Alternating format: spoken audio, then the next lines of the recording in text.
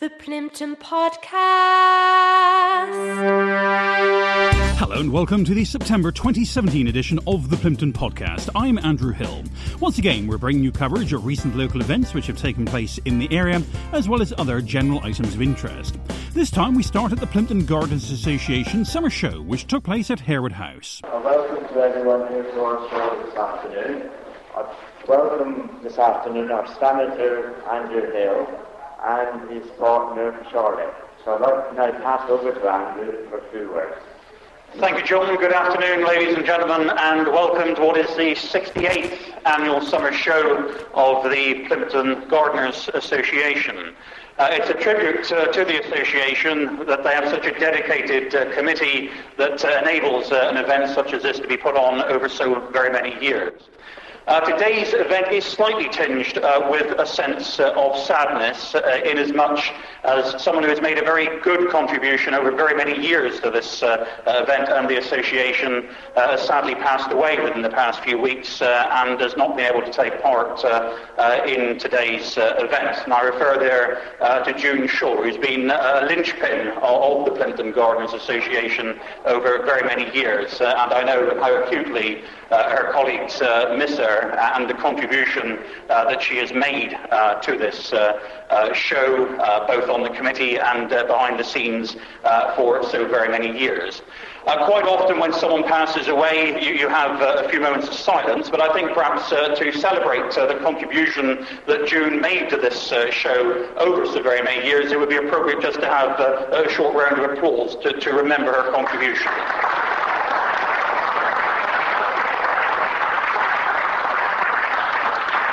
Now, in terms of the exhibits you see here this afternoon, we've obviously had quite difficult growing conditions for those that have entered the fruit, vegetables and the floral sections of this show. And I know in my own garden, with it being so wet and the problems that snails and slugs create, and also when you come to the floral exhibits, you can be nurturing them along, and then a few days before the show, we have heavy rainfall as we've had in the past few days. It does cause some damage, but we've got some very good quality exhibits here this afternoon.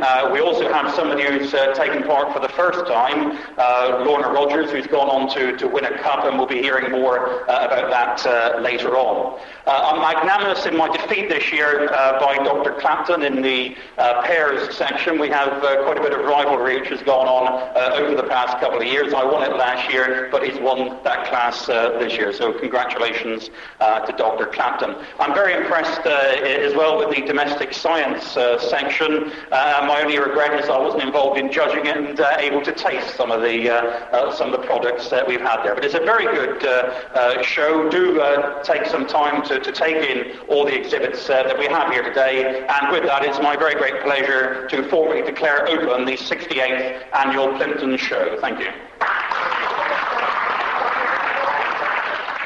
And a little later on, I'll be talking to Show Secretary Paul Hutchings. Gable's summer show this year put a smile on the face of Tina Cameron, whose dog won a special award, as she herself told me. It's the Good Citizens Award, and we won first. We came first. And what's the dog called? Paddy. Right, okay. And what did you have to actually do to win this class? For this one, you've got to walk round and nice loose lead walking and dog under control, and you have to sit, stand and do that.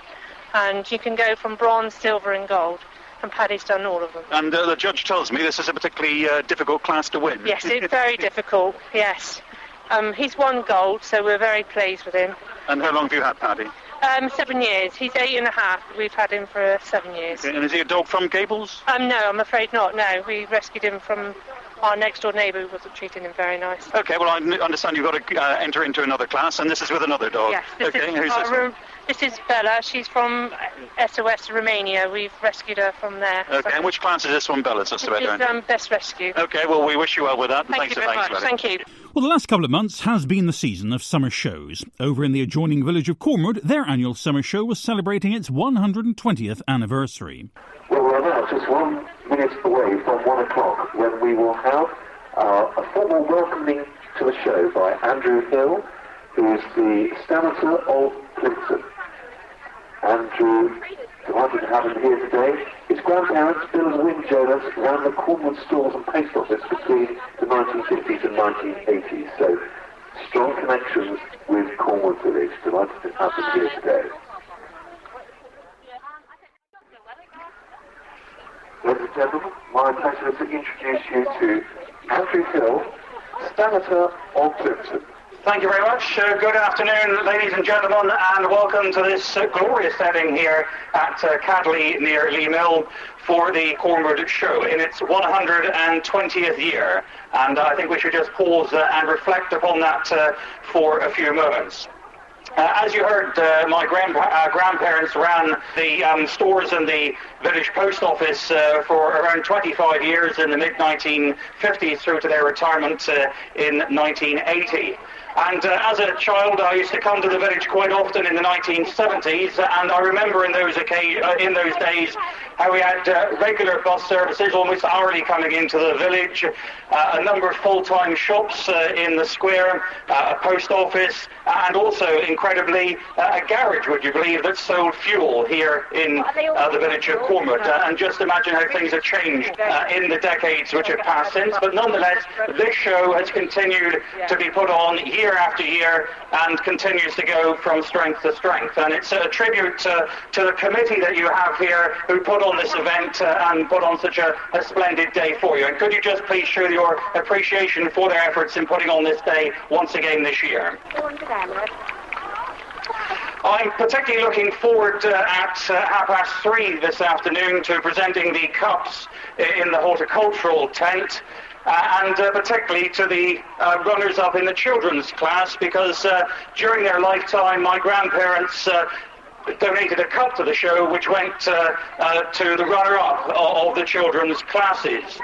And 4 decades of my family have exhibited here at the show. My grandparents started off the family tradition when they were here in the village, followed by my mother, and then myself and my siblings in the 70s and 80s, and into the early part of the 90s exhibited here at the show. And now my niece and nephews also take part as well. And although it was not in their own lifetime, I'm sure my grandparents would have been particularly pleased to see within the last few years their great-grandchildren actually winning the cup that they donated to the show all those years ago.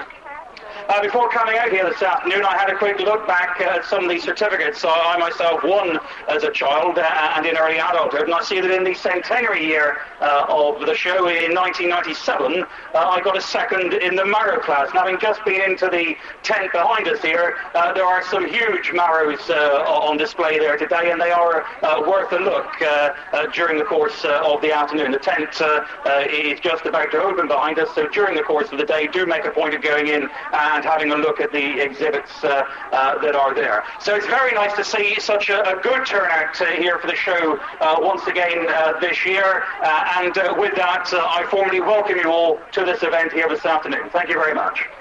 Andrew, thank you very much indeed for that welcome to the show. Ellis Daw ran the former Dartmoor Wildlife Park at Sparkle from the 1940s through until its closure in 2005. That was before its reincarnation as Dartmoor Zoo. Ellis has had an interesting and varied life, one facet of which was being in the Home Guard. During his service there, he shot down an enemy aeroplane over the River Plym. He recounted the event to me. Ah, yes. See, we were up on the top of the fort. You were high up. Don't forget, the planes weren't so fast then as they are now.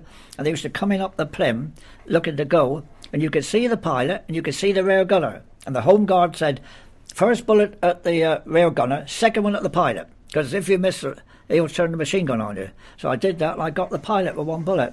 And he veered off into the thing down like that, into the Plym. Right. Did it actually land in the Plym, or did I didn't see what happened. It went through the Saltram trees and on in the field. I was told it hit in a field over the other side of Saltram. Okay. All right. And another passion years ago, I gather, was stock cars. Oh, yes. What got you into that?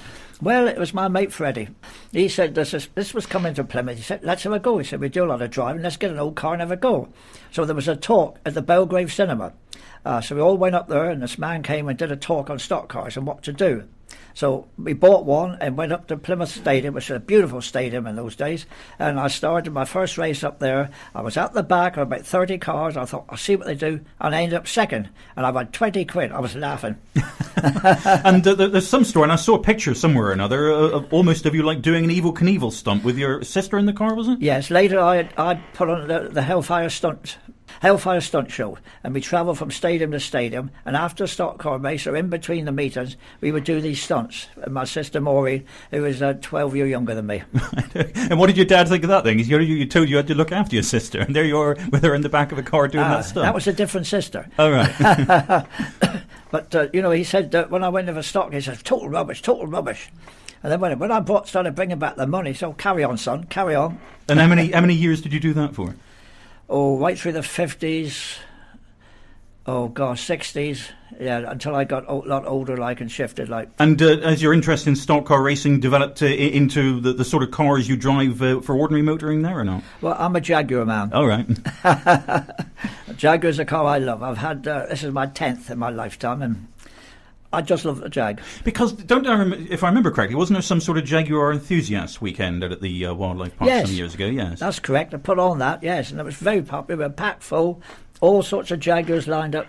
Very good weekend. And we'll be chatting more with Ellis a little later on. Back now to the Plympton Gardeners Association's summer show, where their secretary Paul Hutchins shared his thoughts about this year's event with me. It's another good show. It's a different show to last year. The weather has obviously affected the vegetables and flowers side of things, but I'm very pleased to say that the handicraft and the domestic science is up. Junior entries have stayed the same, but there's a couple of new faces. Obviously, some of the older ones have dropped off, new ones come in, so all in all, a very good show. Interesting what you say about new entrants. You were telling me earlier when I came to open the show that there's somebody who's just entered for the first time. They end up getting a cup. Oh, absolutely! That's the really enjoyable bit when somebody comes in and it's you pass them the packet and you can see by the look on their face. So what happens now then? And you talk them through what goes on, and they say things like, well, does this sort of fit with what I should be putting in? And it's in the hands of the judges at the end of the day. But yes, the lady, I think, will be surprised when it comes to the presentation, because I was certainly surprised looking at the scores. Now, exhibiting in a show like this, you just never know before you turn up what the quality of the other exhibits is going to be. And even if you've got produce, you think, well, I'm not quite sure that's up to standard. Everyone is sort of having the same sort of experience with the weather conditions and problems affecting the quality, aren't they? That's it. Yes, they are. The one thing that I have spotted with, or learnt myself actually, with showing, is it's a competition with yourself year on year. It's not a competition with the other growers. You're in the hands of the judges and what the judges think at the day, but you're almost competing with yourself in that I want to do better next year than I've done this year. That doesn't always work out, but it's nice to go in with what you think is middle of the road, only to find that you pick up a couple of firsts, a couple of seconds. So, hey presto, mine is a little bit better than I thought it was. And you can pick up a few tips by talking to fellow exhibitors. For example, I always like to give Dr. Clapton a run for his money with his pears. I won the class last year, but he's beaten me again this time. And I have to say, it's a fair result. His pears are indeed better than mine this year. But I was asking him, because his are sort of more advanced, bigger than mine. I said, well, how did you manage to do that then? And he said, well, in that dry spell of a few weeks earlier in the year, I watered mine, and that's where he's managed to have the edge. Yeah, well, I expect so. I started showing with my father-in-law, and unfortunately he's no longer here, and I was using his garden. But we came up through, and speaking to a few of his friends who were into gardening, slowly we did pick up tips from them. But it's almost like drawing teeth in some cases. How do you manage to grow a 3-foot perfectly white, perfectly form-shaped parsnip? Oh, in the ground, boy. And you know full well that's nowhere near enough information to be able to turn out prize-winning vegetables like that. But yes, in the end, you all get together and little secrets are shared, and over the years, your produce becomes much better. And it's very much the same in the domestic science. I've got my mother and my daughter both showing at the moment. My mum has been making sponges for many, many years. She'd kill me if I told you how many years. But my daughter has learnt from Gran, and now my daughter is picking up prizes. So, it is passed on, and it is that community. And once people get into the sense of showing, they realise there's none of this competition because you didn't win. You can't be any good at cooking. Or growing or making things. It's more a case of, well, I did my best on this one, but I'll do better on the next one. So it's something that over time I've come to enjoy, and also I suppose enjoy seeing what others get from it as well. Staying with the Plympton Gardeners Association's summer show, and we go into the main hall of Harewood House now, where Association Vice President Dr. Keith Clapton is addressing those attending. Ladies and gentlemen, thank you very much indeed. Now, our President, Mr. Bob Shaw, is very sorry that he's not here today. As you know, we had the funeral of June, his wife, 2 or 3 days ago. And Bob now is with his family at home and sends his compliments to you all. Bob wishes particularly to thank the competitors and also all those that have put in. The other important people are yourselves. For coming. Without you coming, it wouldn't be worthwhile. And as you see today, we have a very good turnout right across the board.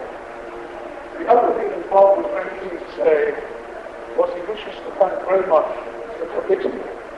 We have an exceptionally good committee. And it's the committee that works so hard to keep this local village horticultural show going, and the standard is high. The judges, right across the board, the flower judges, the vegetable judges, and the domestic science, and those have all said a very high standard. And I think Plympton will feel very pleased that we are still able very much to put on shows of this calibre. Now, the one person who would probably be most pleased of all is June Shaw. June Shaw was one of the leading members of this committee. A wonderful person, very enthusiastic, very hard-working, and very straight. She said what she thought, and she was a terrific person. We have lost her. But June would have been very, very happy indeed to be here today and see such a successful show. And may we thank you very much indeed for being here. And from inside the hall of Harewood House, we venture out into the open fields of the Cornwall Show. In the main ring, attendees are learning about some of the vintage vehicles which have been brought to the event. Good afternoon. And would you be kind enough to introduce yourself and tell us a bit about this car? It's a Mazda MX-5. It's a Z Sport. They only make 400 of them, so they're quite rare. I've had this one for a year, and I've only managed to find another 4. So that's in the country. So what year, what vintage are these from? Oh, they're not exactly vintage, they're classic, but it's only, 10 years old? I guess it was, yeah. Amazing. Lovely car. Thank you very much for bringing it and sharing it with us this afternoon. Here's the first one that came into the ring. It properly ignored me. Good afternoon. And your name is? My name's Nigel Kennison. The Spitfire 1500 from 1977, which I've had for the last couple of years. And if anybody's been up around the thing, you'll notice it's got some novel purple pipes. Well, that's a speciality. It's a very smart car. Thank you very much for bringing it for us to share with you this afternoon. Well, ladies and gentlemen, there is our parade of vintage cars and machinery. Thank you very much to all of our exhibitors for bringing them along this afternoon. Back now to part 2 of my interview with Paul Hutchings from the Plympton Gardens Association. He started by telling me, in this part of our discussion, why they had decided to reduce the number of classes in this year's show. It's really space. It's trying to focus what people are producing. It's not a case of wasting space. It's trying to maximise the available space for what people want to put out there and show. I think this year we've learned a few lessons, and it's getting to the stage now where I think we need to be looking at what more available space would be there if necessary. It's something that must be realised. We don't know until 48 hours before the start of the show, 36 hours actually before the start of the show, we don't know how much room we're going to need. And in those 36 hours, I've got to somehow get over 600 exhibits in the right place, in the space available. So the majority of people are literally leaving it to those last few days? Yeah, it's... the domestic science is the first entries really to come in, along with the handicraft, because obviously in a lot of cases the handicraft's already made. Domestic science, the people, not just ladies, the people showing domestic science have a plan, and they're able to submit their entries. And I usually get those on, say, the Monday, if I'm lucky, the Tuesday or Wednesday. And then the produce, the vegetables, the flowers, is usually Wednesday, more commonly Thursday afternoon, with a closing time at 7 o'clock. And at 7 o'clock on the Thursday, I just hit the button on the computer and then try and work out a plan to get everything on the table. I suppose in many respects that's just the nature of the beast. You're not going to be able to change that because people will be looking for weather conditions and picking those perfect ones at the last moment. Absolutely. But that's part of it, and that's that's the challenge for me. And in a way, it's one of those where it was a couple of years ago we suddenly realised that despite our best efforts, there was no way everything was going to fit in the main hall. And luckily enough, the small meeting room was available, and we had to move part of the show into the small meeting room. It's just the nature of what people want to show, really, and how many people want to show. Now, being the standard of this year, I've been able to come in and have a look behind the scenes before things got underway, and it's amazing just how much of a clockwork operation this is, with different people doing different things to make all this come together. Absolutely, the number of people that are involved in putting this show on. Yeah, so I'm the person who stands up the front and talks to you. But behind me, there are an awful lot of people. People adjusting spaces for exhibitors, people moving tables around, deciding that things aren't going to fit in that particular area and quickly having to move stuff to other areas. Then you get the people doing the charts, the people doing all the sort of catering, looking after the visitors, and right the way through to the people who help us clear up and shift everything at the end of it all. Earlier, I was chatting with Ellis Daw, the former owner of the Dartmoor Wildlife Park. I continue my discussion with him now, and I asked him whether when he started this collection of animals, it was the intention for it to develop into a formal wildlife park. Well, it started with a small, and it worked up. Then I was told I had so many animals that people said, "Why did you open to the public, Ellis? You've got all these animals, why don't you charge them?" So I decided I wouldn't. You had to fight the council all the way along the line in those days, health and safety and all that, non-stop. And then I opened up, and about 48 people came up the first afternoon from the village and around.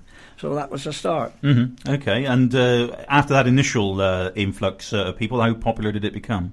Oh, it grew and grew. It was successful. I got the big cats then, and bears and other wolves and other animals, which I loved, and on it went. Mm-hmm. And you had school parties and that come out from time to time, I think? Oh, yes, regular supply. We had an education officer which went to schools, taking some animals with them, all in the area, in say a 40-mile circle. And It was very popular for schools. What would you say was your highlight at the park? Well, I think breeding my first tigers. I love the tigers. I bred some 47 altogether. And they went all around the world to other different zoos and wildlife parks because of endangered species, the Siberian tiger. And I thought, well, this is helping, wildlife. And I saw a review in one of the review sites on the internet where one person was saying, well, this is one of the only places where you can come along and take photographs of the tigers without having to take them through either glass or wire. Was that something you particularly were keen on when you introduced that to the park? Yes, definitely. They've got a wall and a dike, a water-filled dike, and there are the tigers standing looking at you. You've got to judge it right, too far for him to jump, Of course, and you could take a picture of the tiger sitting up on the rocks, and that lovely. No fence in between. Now that was obviously the pinnacle of the park. You did, however, come in for a bit of stick, I think, over the bear pit, didn't you? What's your view on that? If you were starting again from scratch, would you have done that differently or not? Well, we had a bear that was in the zoo, and they wanted to move it on because they. I don't know, for reasons they did. So I said, all right, I'll take it. So I put it in a big stable block that had no roof and put a thing across and it had a concrete floor.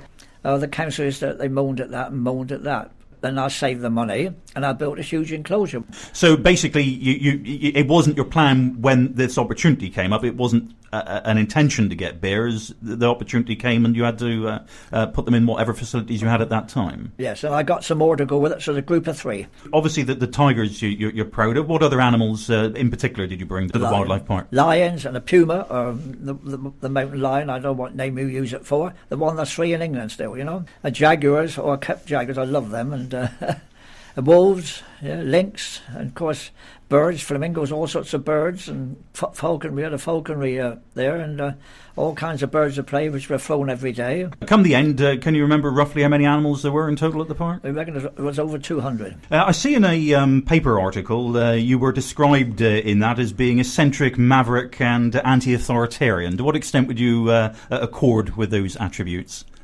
Anti-authoritarian, is that, do you mean fighting the council? I think that was what they had in mind in that description, yes. Oh, well, yes, because they had one idea, you know, hated little, the cat in the fiddle, the cow jumped over the moon. Ellis, if the cow can jump over the moon, your tigers can jump over that fence. Stupid. And there was an incident a while ago in the Plympton Ridgeway where there was a chap who quite regularly used to walk up and down with owls, and then he got banned from doing that for a while. And I think you were quite outspoken about that, yes, weren't you? You had some views on it. He's a nice man. He looks after the owls. He's kind to them. They're not worried. They like it there, and it's very popular. And I think the council were concerned about the health and safety aspects of this. What were your thoughts on that?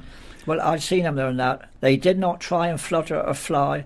It didn't distract people. He was far enough away from the road, and I think, no, it's a good thing. And you had owls, I think, at the wildlife park as well. Tell us a bit about those. Many sorts of owls, the big eagle owls right down through the little owls, you know. And they're lovely birds, owls, and they're very tame, and you can fly them also, same as birds of prey. Yeah. At the wildlife park, when you were there any particular animals you became attached to? Yes, a tiger called Sylvester. I was very fond of him. And we had him for many years, I think about 14 or 15 years before he passed away with old age, you know. He was lovely, lovely. You could put your hand through and pat him on the head. I loved him. And we round off this month back with Paul Hutchings from the Plympton Gardens Association. He told me just how much they would miss their member June Shaw. A tremendous amount. Today I found myself thinking that June would be saying to me, just don't think about it, boy. Just get on with it. Just get on with it. Don't let that bother you. And so she got me through the day, even though she's not here. Because in the past, you know, I think she was watching me like a hawk. Whenever there was a problem, once I'd got it sorted, it would be, you know, right, move on, just forget about it. So, yes, she'll be sadly missed. She was tremendous. Now, you've done this for a couple of years now. You're sort of building up experience year on year of the actual, you know, head organising of it. It's that's one way to look at it. It's evolved. I sometimes think, sat in front of the computer, looking at a pile of entries, how did I end up here? But then now there's an hour to go. And I'm thinking, oh, well, it's nearly over for 6 months. And it's been quite good. So, yeah. Well, it's worth it. I mean, not just if we got the volume of entries that we see today. We can hear outside the hubbub of people coming in and actually having a look. Well, it is that the people outside. And interestingly, I floated an idea that around about February of next year, I'm looking at having an evening here at Harewood House as an introduction to showing, where I will explain to anybody who wants to come along what goes on in entering a show, how the process works, what happens between an entry form being submitted, saying what I want to show, through to it going on the show bench, being judged, and possibly turning into a prize card for a second or third. So I think, you know, that will help people take away the fear of showing, because basically it's produce something, and if you're proud of it, then if you want to, come along and show what you've produced. Yeah, so basically don't be afraid to give it a go. No, absolutely. Nothing ventured, nothing gained, as they say. And as we've seen, with someone coming along the first time ended up winning a cup. Absolutely. So that could happen to anyone. That's the enjoyment that, the stiff back, the aching ankles and sore knees sort of do away with. So. And I suppose the next task now, after things are wrapped up tonight, is the concentration on the spring show next year. Yeah, thank you letter to the judges in about 3 weeks' time with next year's dates. Bagging in 1 or 2 cases, please do our shows next year. And then looking at last year's schedule for the spring and adjusting that ready for the next one, getting that off to the printers. So. I was hearing earlier there's a difficulty perhaps finding some judges these days because the number of them available are going down. Is that an issue? Yeah, it can be, but luckily enough, it's maybe a case of blowing our own trumpet. There are judges out there who would like to judge at Plympton, which is pleasing, and it's a case of doing it in a way that sort of says, come along and have a look at the show, and if you like the show, I'll give you the dates.